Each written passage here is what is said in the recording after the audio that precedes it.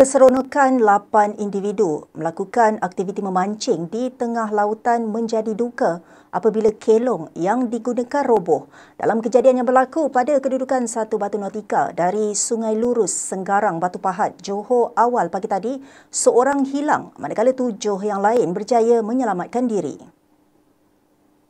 Kejadian dipercayai berlaku ketika semua mereka dikatakan sedang memancing di kelong yang diperbuat daripada kayu sekitar jam 2 pagi.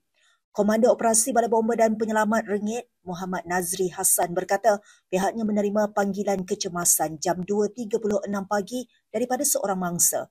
Seramai 6 anggota bomba, polis dan Maritim Malaysia bergegas ke lokasi bagi mencari dan menyelamat mangsa. Menurutnya 7 yang terselamat termasuk 3 warga asing berusia antara 31 tahun hingga 52 tahun. Sementara Muhammad Faizal Muhammad Nur 45 tahun masih hilang. Kesemua mereka yang terselamat dijumpai pada jam 4.47 pagi dan masing-masing sedang berpaut pada serpihan kayu kelong.